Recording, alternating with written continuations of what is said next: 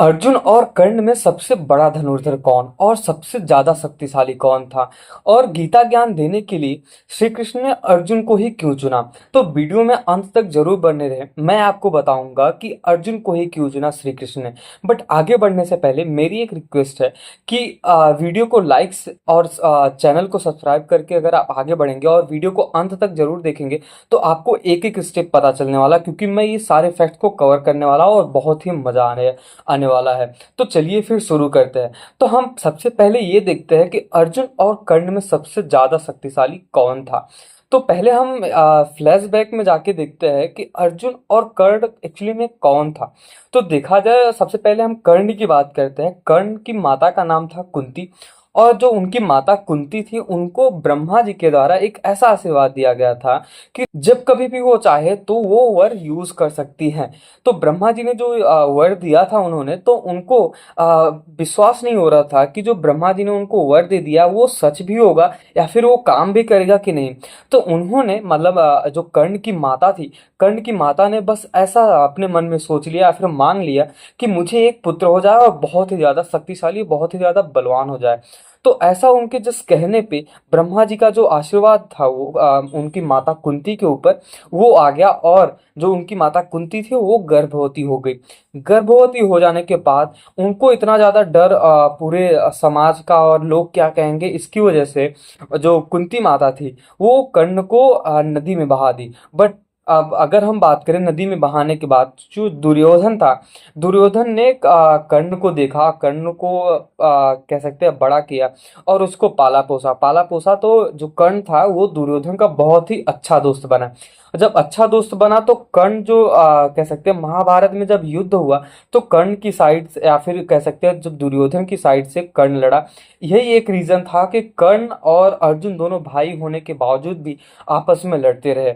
और हम अगर अर्जुन की बात करें तो अर्जुन महाभारत का सबसे बड़ा धनुर्धर था। उसके जैसा या फिर उसके बड़ा आज तक कोई धनुर्धर ना ही हुआ है और ना ही होगा, क्योंकि अर्जुन अपने लक्ष्य के पीछे इतना कह सकते हैं आंख मूंद के तीर चलाता था कि वो सीधा सीधा जाके लगता था, सटीक लगता था, क्योंकि उसका फोकस जो था ना बहुत ही कंसंट्रेटेड था। और उससे जो विद्या मिली थी वो गुरु द्रोणाचार्य ने दिया था। और द्रोणाचार्य ने दिया ही था, जो भी दिया था उसके बाद उनके जो मित्र थे या फिर कह सकते हैं कजन भाई, जो चचेरे भाई थे, वो श्री कृष्ण ही थे। अब श्री कृष्ण और अर्जुन के बीच में जो रिश्ता था वो भाई का था। वो कैसे था, इस हिसाब से कि जो कह सकते हैं श्री कृष्ण थे वो अर्जुन के बुआ के लड़के थे। इस हिसाब से अर्जुन और श्री कृष्ण दोनों सगे भाई हुए। तो जब कह सकते हैं हम आगे आते हैं और महाभारत का जब युद्ध शुरू हुआ तो उस टाइम अर्जुन और कर्ण दोनों आए श्री कृष्ण के पास। तो अर्जुन सबसे पहले कह सकते हैं, जो अर्जुन था वो सबसे पहले आया था। तो अर्जुन आके श्री कृष्ण के पैर के साइड बैठा और उनसे पहले पैर साइड बैठने से पहले कह सकते हैं उनसे आज्ञा ली कि मैं अंदर आ सकता हूँ कि नहीं। और आने के बाद वो पैर के साइड बैठा और श्री कृष्ण का पैर दबाने लगा। बट जो कर्ण है, कर्ण मतलब थोड़ा सा अहंकारी भी था। अहंकारी के साथ साथ जब वो अंदर आया श्री कृष्ण के पास, तब वो श्री कृष्ण के कह सकते हैं जो सिर वाला हिस्सा होता है वहां पे जाके बैठा। तो श्री कृष्ण को थोड़ा सा खराब लगा, क्योंकि श्री कृष्ण तो भाई कह सकते हैं जगत रचयिता रचयिता परम परमेश्वर है। और उनको थोड़ा सा अजीब लगा कि कर्ण अभी क्या कर रहा है। तो कर्ण को ऐसा लगा कि अर्जुन भी अभी आया है और मैं भी आया हूँ, तो यहाँ पे ऐसा मांग लेते हैं कि जो श्री कृष्ण की सेना है, बहुत ही बड़ी सेना थी उस टाइम, मतलब पूरे कह सकते हैं तीनों लोक में सबसे बड़ी सेना थी श्री कृष्ण के पास। तो कर्ण को ऐसा लगा कि ये तीनों लोक में सबसे बड़ा अगर कह सकते हैं कि इनका सेना है तो मैं इनके सेना को ही मांग लेता हूँ और इससे मैं आराम से महाभारत का जो युद्ध है वो जीत जाऊंगा। बट यहाँ पे अर्जुन ने बहुत ही अच्छी जानकारी और बहुत ही चतुराई लगाई। उन्होंने श्री कृष्ण को ही मांगा। अब श्री कृष्ण ने ऐसा कहा कि मैं कभी भी तीर नहीं उठाऊंगा और ना ही बाण चलाऊंगा, कुछ भी हो जाए, कोई भी जीते कोई भी हारे, मैं कुछ भी नहीं करूंगा। तो अर्जुन ने ऐसा कहा कि ठीक है, आप कुछ भी मत करना, मैं इसके लिए रेडी हूं, बस आप मेरे साथ रहना, आप मेरे कह सकते हैं एज अ गुरु बन के साथ रहना। तो श्री कृष्ण ने कहा ठीक है। कर्ण को दे दिया अपनी सेना, यक्षवी सेना जो 21,000 के आसपास थी और बहुत ही बड़ी थी, जो कि तीनों लोक में किसी से भी नहीं आ रही थी। और अर्जुन के पास खाली श्री कृष्ण, सबको यही लगता था कि खाली श्री कृष्ण अर्जुन के पास है। बट उनमें कुछ लोगों को पता था कि अगर अर्जुन के साथ श्री कृष्ण आ रहे हैं तो समझो ये मैच या फिर ये युद्ध एक तरफा होने वाला है। उनमें से एक शामिल थे दुर्योधन और कंस, मामा कंस, इनको पता ही था। लेकिन अब हम आगे बढ़ने से पहले हम ये समझते हैं कि कर्ण का जो कह सकते हैं इतना शक्तिशाली, इतना पावरफुल होने के बावजूद भी अंत में या फिर कह सकते लास्ट में उसका जो शक्ति था वो काम क्यों नहीं किया। सबसे पहले हम ये समझते हैं कि जो राजा परशुराम थे या फिर तीनों लोगों के ब्राह्मण या फिर पंडित जो परशुराम थे, वो उनके भक्त थे कर्ण। कर्ण ने बताया ये नहीं था कि मैं एक क्षत्रिय हूँ, उन्होंने ऐसा बताया था कि ब्राह्मण समझ के परशुराम जी से विद्या ली, शक्ति ग्रहण किया। बट एक बार ऐसा हुआ कि परशुराम जी सो रहे थे और कर्ण उनके पास ही बैठे थे। तब जब ऐसा हुआ कि मधुमक्खी ने जब काटा कर्ण को, तो कर्ण के पास इतनी शक्ति थी कि उन्होंने कुछ नहीं होने दिया। बट फिर जब कुछ टाइम बाद परशुराम जी की आंखें खुली और देखा कि इतनी शक्ति तो किसी क्षत्रिय में ही हो सकती है, कोई और कह सकते हैं जो जात होता है, जो पंडित होता है या फिर शूद्र होता है, उसमें तो हो ही नहीं सकता। तब परशुराम ने कर्ण से पूछा कि तुम बताओ अभी सच में कौन हो। तो कर्ण ने वहां पे बताया कि मैं एक क्षत्रिय हूँ, कुंती पुत्र।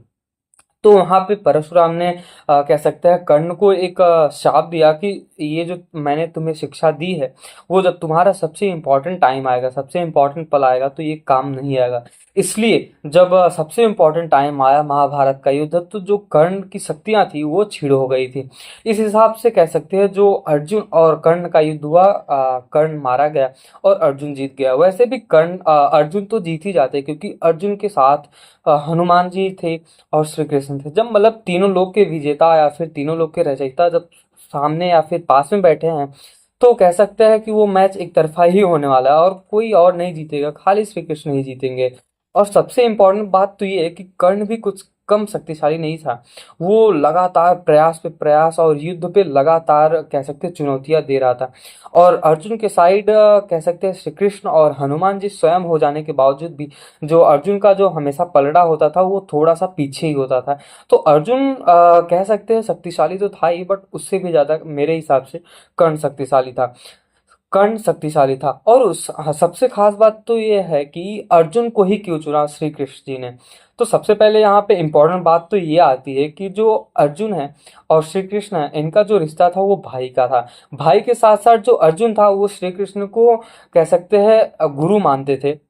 और गुरु मानने के साथ उनको अपना गुरु, प्रभु, भाई और कह सकते थे पिता, हर एक रिश्ता मानते थे। इसलिए श्री कृष्ण ने अर्जुन को ही चुना। और दूसरा फैक्ट तो ये है कि श्री कृष्ण ने कह सकते हैं हनुमान जी को सुनाने के लिए, कह सकते हैं क्योंकि जब महाभारत का युद्ध शुरू होने जा रहा था तो श्री कृष्ण ने हनुमान जी को कहा कि भैया आपको आना है। तो हनुमान जी ने कहा कि मुझे तो हमेशा ज्ञान चाहिए। अब अगर ज्ञान चाहिए हनुमान जी को, तो श्री कृष्ण ने बोला ठीक है भाई, इसका भी उपाय मैं कर देता हूँ। तो हनुमान जी को भी सुनाने के लिए और गीता ज्ञान देने के लिए अर्जुन को, और कलयुग में सबको ज्ञानी बनाने के लिए श्री कृष्ण जी ने हनुमान जी को, अर्जुन को गीता ज्ञान दिया। और ये गीता ज्ञान अगर आप कभी भी पढ़ते हो या भगवत गीता अगर आप पढ़ते हो जो 18 अध्याय है, तो आपको सच में अगर उसको गीता ज्ञान पढ़ने के बाद अगर अपने निजी जीवन में उसको इस्तेमाल करते हो या फिर कह सकते हो उसको इम्प्लीमेंट करते हो कि भगवान श्री कृष्ण ने अर्जुन को क्या बोला था, अगर वो अपने निजी जीवन में अगर उसको उतारते हो तो आप जरूर सफल हो जाओगे और जरूर सक्सेस हो जाओगे। क्योंकि जो श्री कृष्ण ने बोला वो कुछ ऐसी बातें हैं जो हर एक इंसान को मानना ही चाहिए और समझना ही चाहिए और सुनना ही चाहिए और इम्प्लीमेंट तो करना ही चाहिए। अगर कोई भी इंसान उसको फॉलो करता है तो जरूर एक ना एक दिन सक्सेस जरूर हो जाएगा और भगवान की प्राप्ति करेगा। तो इस हिसाब से कह सकते हैं अर्जुन को ही चुना और हनुमान जी को ही चुना। बट अगर हनुमान जी और श्री कृष्ण किसी भी साइड है तो वो सब समझो महाभारत तो जीती ही जीती थी। वो तो बस ज्ञान देने के लिए, गीता ज्ञान देने के लिए और कलयुग में सबको चौकन्ना करने के लिए एक महाभारत का युद्ध हुआ था। तो अगर आपको ये वीडियो पसंद आया हो और अच्छा लगा हो तो वीडियो को लाइक एंड चैनल को सब्सक्राइब जरूर करके जाना। और मेरे हिसाब से चैनल को अगर आप सब्सक्राइब करोगे और बेल आइकन को दबाओगे तो आपको सबसे पहले वीडियो मिलेगा, क्योंकि मैं डेली एक ना एक या फिर 2 या 3 वीडियो डालता रहूँगा। और अगर आप ऐसे ही कुछ इंटरेस्टिंग और मज़ेदार फैक्ट्स को जानना चाहते हो या फिर समझना चाहते हो या फिर कुछ सीखना चाहते हो तो वीडियो को एंड तक हमेशा देखो और चैनल को सब्सक्राइब जरूर करके जाना और लाइक तो सबसे पहले ही करना। तो चलिए मिलते हैं नेक्स्ट वीडियो में। थैंक यू सो मच यहाँ तक देखने के लिए। मिलते हैं नेक्स्ट वीडियो में।